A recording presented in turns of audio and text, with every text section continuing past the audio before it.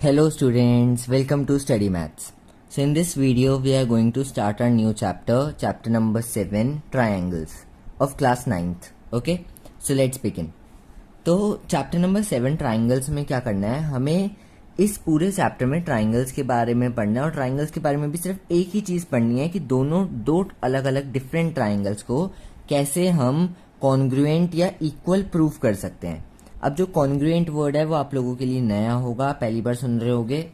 तो कॉन्ग्रुएंट का मतलब होता है कि दोनों एकदम इक्वल होने चाहिए, दो ट्राइंगल्स एकदम इक्वल होने चाहिए। इक्वल का मतलब क्या होता है कि जैसे यहाँ पे मैंने दो ट्राइंगल्स बनाए हैं, अगर मैंने इस ट्राइंगल को उठा के इस ट्राइंगल के ऊपर रखा तो क्या ये वाला ट्राइंगल इस वाले ट्राइंगल को पूरा ढक देगा, और इस ट्राइंगल को इसके ऊपर रखा तो क्या ये इसको पूरा ढक देगा। इसका मतलब दोनों की मेजरमेंट एग्जैक्ट सेम होनी चाहिए, तभी वो कॉन्ग्रुएंट ट्राइंगल्स होंगे। तो कॉन्ग्रुएंट ट्राइंगल्स का सिंबल ये होता है, ठीक है, ये सिंबल पूरे चैप्टर में यूज होने वाला है। और इसमें एक और टर्म का हमें ध्यान देना है, दैट इज सीपीसीटी। सीपीसीटी का मतलब होता है corresponding parts of congruent triangle. अब इसका क्या मतलब होता है, इसका मतलब ये होता है कि कोई भी कॉन्ग्रुएंट ट्राइंगल, जैसे ये दोनों कॉन्ग्रुएंट ट्राइंगल, सपोज कर लो कि दोनों कॉन्ग्रुएंट है, एकदम सेम है, तो अगर ये दोनों कॉन्ग्रुएंट हैं तो इसका ये वाला एंगल इसके एंगल के इक्वल होगा, ये वाला एंगल इसके एंगल के इक्वल होगा, और ये वाला एंगल इस एंगल के इक्वल होगा। सिमिलरली ये साइड इस साइड के इक्वल, ये वाली साइड इस साइड के इक्वल, और ये वाली साइड जो है वो इस साइड की इक्वल होगी।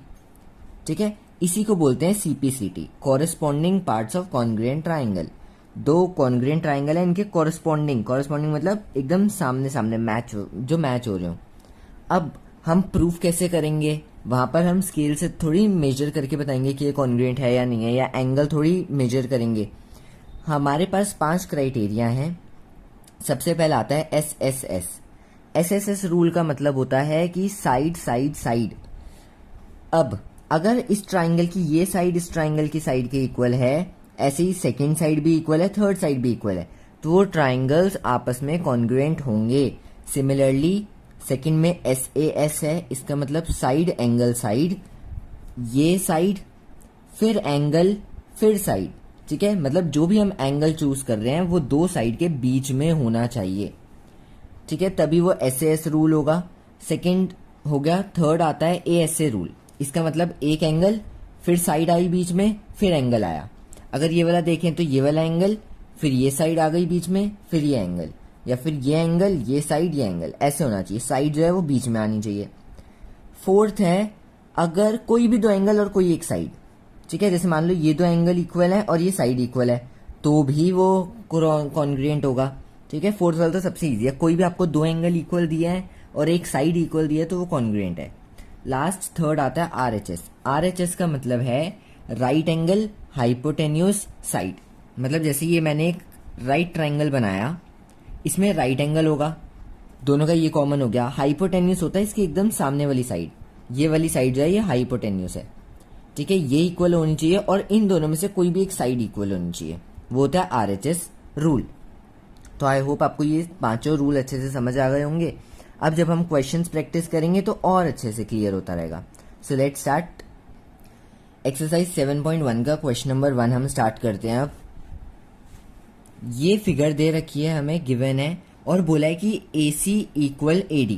यहाँ पे एक लाइन है, यहाँ पे एक लाइन है, इसका मतलब भी यही होता है फिगर से अगर हम समझें कि ये जितनी बड़ी है उतनी बड़ी ये है। सिमिलरली जितनी बड़ी ये है उतनी बड़ी ये है। और हमें बोला है कि AB bisects angle A. Bisects word मैंने आपको चैप्टर नंबर 6 में समझाया था।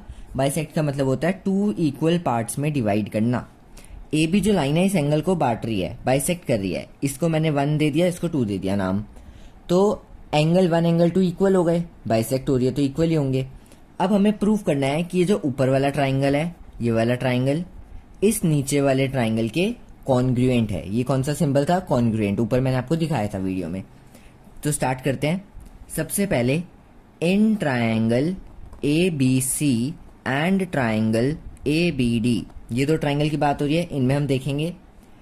सबसे पहले क्या दिया है, AC equal AD given. Side हो गई हमारे पास एक, ठीक है, यहाँ पे मन करे तो छोटा सा लिख लेना, पेंसिल से लिख लेना, बाद में इरेज कर देना, हमें रूल भी तो बताना है ना, किस रूल से हमने प्रूव किया। एक साइड मिल गई, उसके बाद बोला है angle 1 is equals to angle 2। क्यों है? क्योंकि ए बी बाइसेक्ट कर रहा है एंगल ए को, एक एंगल भी मिल गया। और तो हमें कुछ दिया ही नहीं, अब हमें फिगर में ढूंढना पड़ेगा खुद से। ये ऊपर एक ट्राइंगल है, ये रही साइड, फिर ये साइड, फिर ये साइड, ऐसे नीचे एक ट्राइंगल है, ये साइड और ये साइड। कुछ ऐसा जो अलग लग रहा हो, कुछ कॉमन लग रहा हो, है ना कॉमन। ए बी जो है वो दोनों में कॉमन है, तो यहाँ लिख देंगे A B is equals to A B common. एक और हमें साइड मिल गई, तो ये कौन सा रूल हो गया? SAS rule. तो hence triangle A B C congruent triangle A B D, यहाँ पे हमें लिखना है बाय SAS रूल। इस रूल से ये कॉन्ग्रुएंट हुए हैं। ये पार्ट प्रूव हो गया। सेकंड हमसे पूछ रहा है BC और BD के बारे में हम क्या कहना चाहेंगे। आप देखो BC कहाँ है? ये वाली साइड। BD कहाँ है? ये वाली साइड। अब हमने ऊपर पढ़ा था, मैंने आपको बताया था CPCT के बारे में। CPCT का मतलब होता है अगर दो ट्राइंगल कॉन्ग्रुएंट प्रूव हो गए तो उनकी बाकी सारी चीजें इक्वल होंगी, सारे एंगल इक्वल होंगे, सारी साइड्स इक्वल होंगी।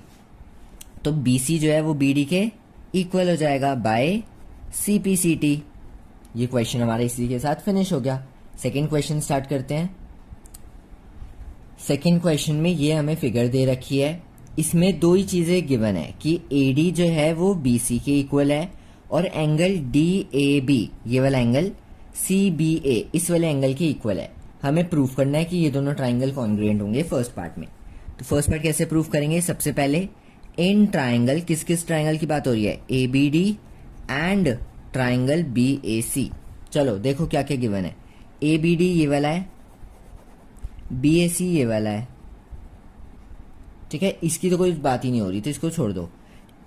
पहले हमें AD इक्वल BC गिवन है और angle DAB equal angle CBA ये भी गिवन है।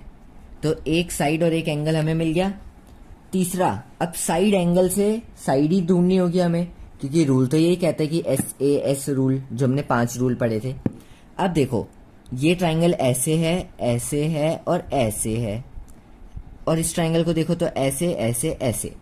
तो मुझे तो कॉमन दिख गया, आप लोगों को भी दिख गया। एक तो ऐसी है, ठीक है, और दूसरा ट्राइंगल ऐसा है, ये साइड और ये साइड। तो ये साइड दोनों में कॉमन है जिसका नाम है AB। तो यहां लिख देंगे AB equal AB common.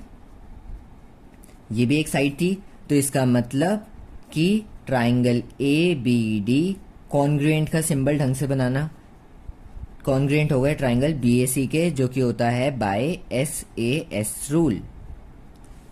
Okay, first part prove हो गया।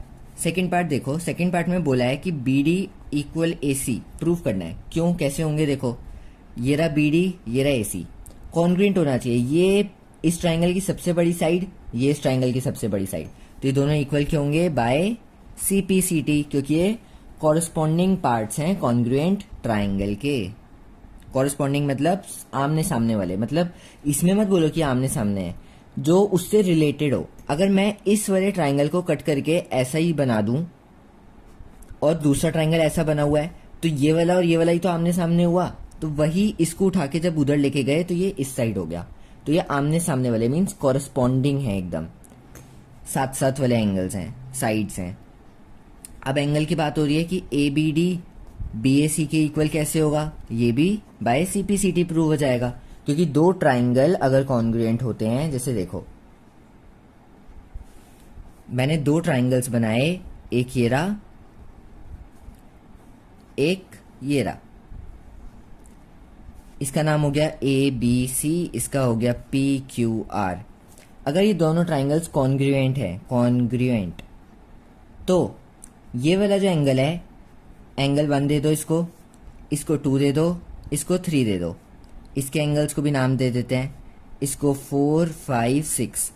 तो एंगल 1 किसके इक्वल होगा, 2 किसके इक्वल होगा, 3 किसके इक्वल होगा? देखो इसकी सबसे बड़ी साइड ये है, इसकी सबसे बड़ी साइड ये है। तो एंगल 1 जो है वो इसके कॉरस्पॉन्डिंग कौन सा है? एंगल 4, तो ये एंगल 4 के इक्वल होगा। एंगल 2 एंगल 5 के, एंगल 3 एंगल 6 के। लेकिन अगर मैंने फिगर चेंज कर दी, मैंने आपको ऐसी फिगर दे दी कि एक ऐसा है, ओके, और एक ट्राइंगल ऐसा बना है, ये ए बी सी हो गया, ये पी क्यू आर हो गया, ठीक है। अब आप ये बताओ, साइड्स की बात करते हैं, ए सी किसके इक्वल होगी, पी आर के, बी सी किसके इक्वल होगी, आर क्यू के, और ए बी किसके इक्वल होगी, पी क्यू के। अब आप कॉरस्पॉन्डिंग में ऐसे तो नहीं कहोगे कि ये ए बी है तो इसकी सामने जो है ये वाली ये इक्वल होगी, ऐसा नहीं होगा। उसके कॉरस्पॉन्डिंग, क्योंकि ये ट्राइंगल उल्टा बना है, इसके अपोजिट बना है, अगर हम इसको कट करें तो हमें इसको पहले डायरेक्शन इसकी चेंज करनी होगी, उल्टा करना पड़ेगा, तब ये उसको पूरा कवर कर पाएगा। तो वही हमें पहले खुद से सोचना होता है कि कौन से आपस में इक्वल होंगे। ये वाला एंगल 1 इसके इक्वल होगा या इसके इक्वल होगा या इसके इक्वल होगा। इसको 1 2 3 बोल देते हैं, इसको 5 6 7 बोल देते हैं। तो जो एंगल 1 है वो इक्वल होगा एंगल 7 के, और 2 जो है वो 6 के, 3 जो है वो 5 के। ये बात समझ आई? क्योंकि जो सबसे छोटी साइड है, इसकी सबसे छोटी साइड ये है, इसके नीचे वाली साइड, इसके नीचे वाली साइड, तो ये दोनों एंगल्स इक्वल होंगे। ये हैं कॉरस्पॉन्डिंग पार्ट्स इन दोनों कॉन्ग्रुएंट ट्राइंगल्स के। तो इस वीडियो के लिए अभी सिर्फ ये 2 ही क्वेश्चंस, नेक्स्ट क्वेश्चंस की वीडियो जल्दी आ जाएगी। तो अगर आपको अच्छे से समझ आ गया है, कंसेप्ट क्लियर हुआ, इंट्रोडक्शन समझ आया चैप्टर का, तो वीडियो को लाइक करें और चैनल को सब्सक्राइब करें।